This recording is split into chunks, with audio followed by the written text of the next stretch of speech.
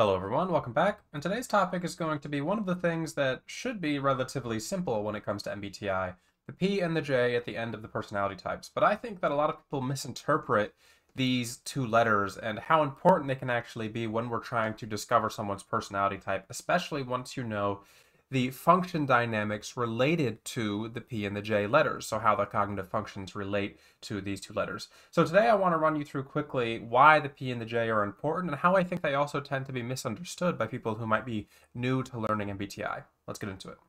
So when we're thinking about the P and the J, we generally think about how someone prefers to kind of interact with their outer environment, right? So a J type is someone who prefers to kind of have this organized outer environment. They like to have things scheduled. They want to make sure they're on time. They tend to be a little bit more orderly in general, while the P types tend to be more flexible, open. They're going to be willing to change plans if needed. They don't always want things to be super organized, and they're very much go with the flow. Now, if you know anything about functions in general, you'll know that there's going to be perceiving and judging functions, and that certain types are going to have the P and the J not representative of what their dominant function is. So say, for example, if we look at an INTJ, despite being a J type, they lead with the function introverted intuition, which is actually a perceiving function. So they lead with a perceiving function. Well, then you might ask, well, if they are a perceiving dominant type, why do they have the J that says they are a judging type? Well, it's because the P and the J specifically are referring to either the extroverted judging function or the extroverted perceiving function, and which of these things is the most or more valued within the type. So types that have a J at the end of their personality type are going to have an extroverted judging function in the top two of their function stack, and therefore they value that more than extroverted perception. Or it's going to be opposite for P-types. The P-types have an extroverted perception function in the top two of their function stack, and they're going to value that more than extroverted judging. And what that means is that their primary way of interacting with the outside world is going to be impacted by this J or P. So if you're a J type, your extroverted judging supersedes your preference for extroverted perception, and therefore when you get around to interacting with the outer world, you have a preference for making it organized, neat, contained, these sorts of things. Or if you're a P-type, it's the opposite. You're going to be a little bit more flexible when it comes to these things. So what does this mean and why is this important? Well, the first thing to keep in mind is that not all J and P types are created equally. Because the J and the P are pointing to whether or not a person has an extroverted judging function or an extroverted perceiving function in the top two of their function stack, it's also going to tell us, alongside the other letters in the type, whether or not that function is first or whether or not that function is second. And this essentially means that not all J and P types are created equally, because some types value the J more than others, while some types value the P more than others. Let me give an example. So for an ENTJ, we have a type that leads with extroverted thinking, and they have secondary introverted intuition. Their extroverted judging function, the reason they are a J type, is their very first function. It is the most valued thing in their psyche. Or if you look at an INTJ by comparison, their extroverted thinking is their second function. So despite being a J type, the strength of that J, the reason that they are a J, is secondary to something, in this case, their introverted perceiving function. So despite the fact that the INTJ is an introverted perceiving dominant type first, and they do prefer to kind of absorb and take in information, when it comes to interacting with their outer world, they are going to be organized, or more so organized than the P-types on general. Now, this doesn't mean that they're going to be as much of this when it comes to organization, these sorts of things, as the ENTJ, because the ENTJ has extroverted thinking or their extroverted judging function first and foremost. It's going to be the opposite or kind of the same actually, when you look at the P-types in relation to this. So an EP is more of a P-type than an IP, because the EP leads with their extroverted perception function. The reason they are a P-type is their first function, the first thing that is most important to them. While for the IP, it's the second function. So IPs are actually judging dominant types who have a secondary preference for casually interacting with their outer world compared to, their dominant function, which is going to have a very strict and decided internal world. But that internal world is not going to be reflected as much when it comes to how they interact with their outer environment.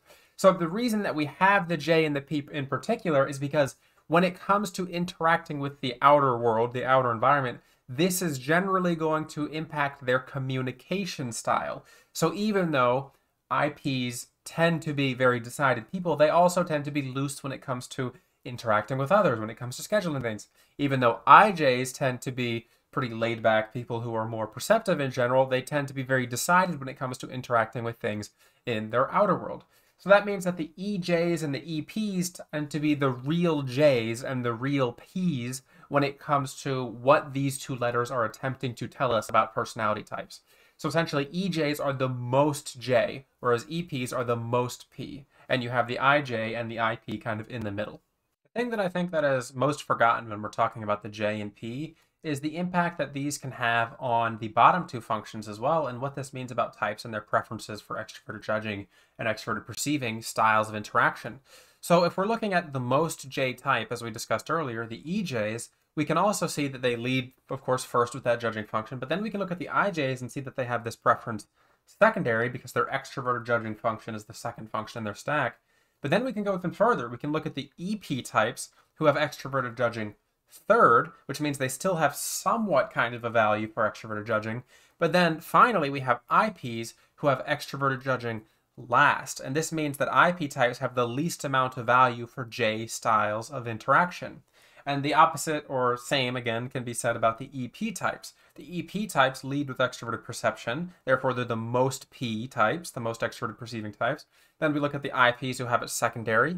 Then we can look at the EJs who have it tertiary, so meaning they still have some kind of value for the EP style of interacting.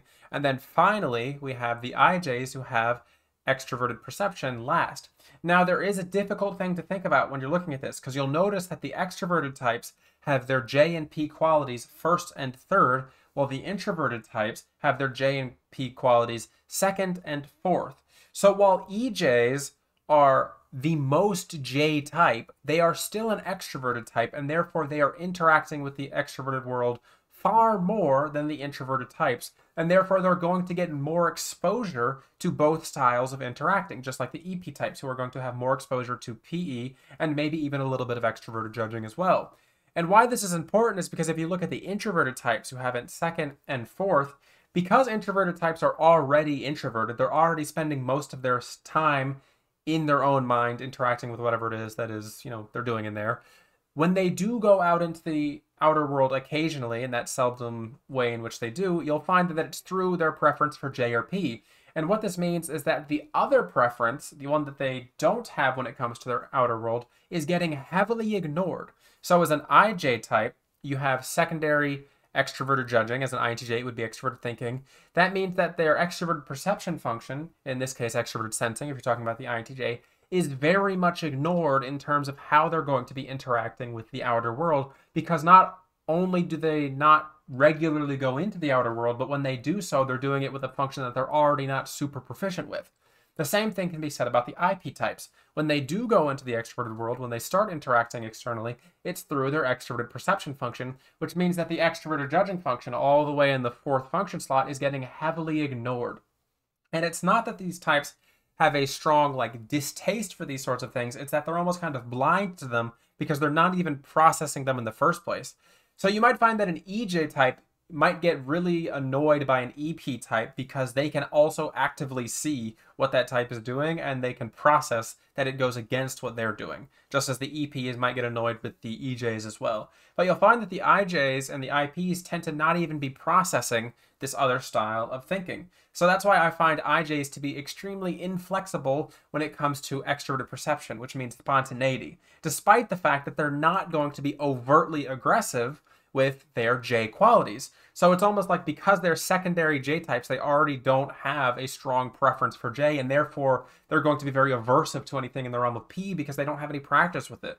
And the same thing can be said about the IPs, who have secondary extroverted perception. When they go into the realm of needing to interact with J-style qualities, they're going to be shying away from it because they don't have any exposure, and they're not processing it at all because that is not their style of interacting. And also, it's not their primary way. You know, it's not their one way of interacting with the outer world that has become the kind of safe haven for them as an introverted type.